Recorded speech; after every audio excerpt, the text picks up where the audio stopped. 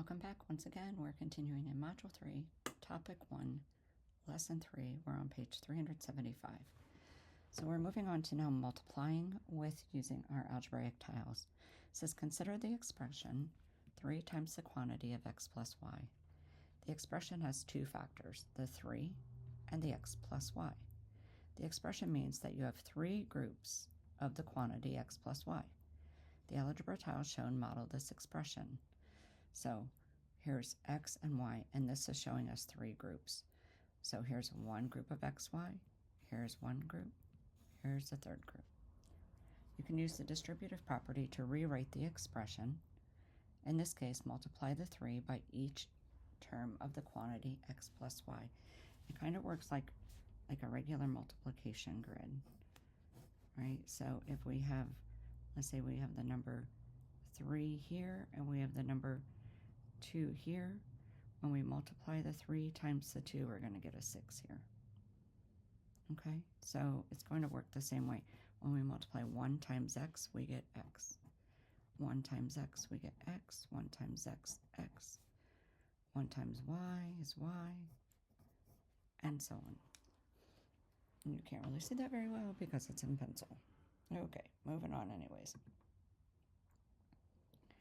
So it says, think about this model is just adding the quantity x plus y 3 times. So x plus y, x plus y, x plus y. Number 5 says, analyze the parts of the mathematical expressions in the worked example. Which expression, this one, 3 times quantity x plus y, or 3x plus 3y, shows a product of two factors? Well, in this one, we're taking 3x and we're adding it to 3y. This one, we're taking 3 and multiplying it by xy. So it's this one, 3 times x plus y. Shows a product of two factors. This happens to be its product. That is what it equals.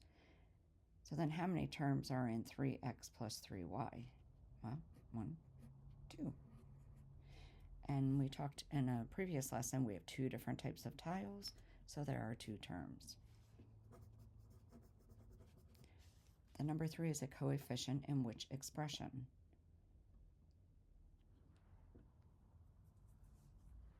So it is a coefficient in the 3x plus 3y. It happens to be a coefficient here and here. Number 6 says, create a model of each expression using your algebra tiles. Then sketch the model and rewrite the expression using the distributive property. Okay, so we need 2 x's and a 1, and then we need that 4 times. Okay, so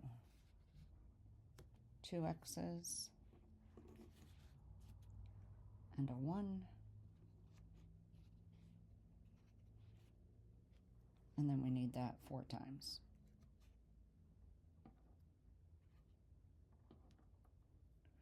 I'm going to do something a little bit different here. I think I'll have you use whiteboards in class for this. So I'm actually going to draw like the multiplication grid as you saw it up here. I just want to show you how they are doing this up here, and then how we can just make the model independently of this. Okay, so if this is our model,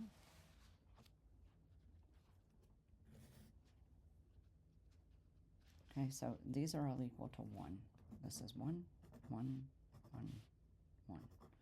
This is x, x, and a 1. Is that what they told us? 2x plus 1? It is. And there's 4 of them. So this is 4 times 2x plus 1. Let's get it all on the screen here for you. Okay, so when I multiply 1 times anything, I get the anything. So 1 times x is x, and x. I'm not going to have enough of these blue tiles. X,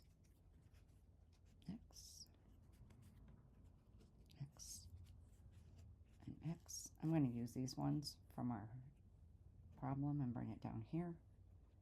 So we did 1 times x got x, 1 times x got x, and so on. 1 times 1 is 1, is 1, is 1, and is 1. Now, if I take away, just like our original, just kind of scoot this out of the way, our problem, what I have remaining is 4 groups, 4 equal groups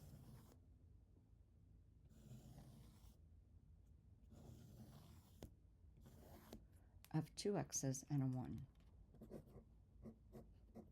So I have 4 equal groups of that.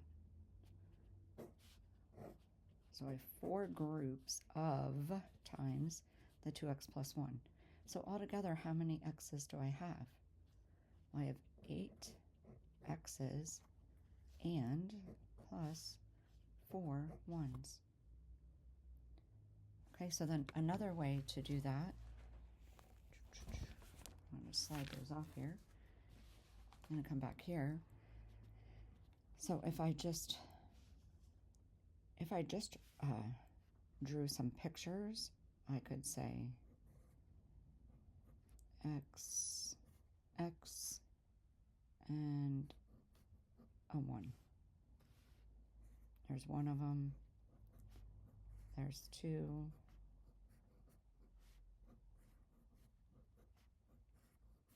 3 and 4.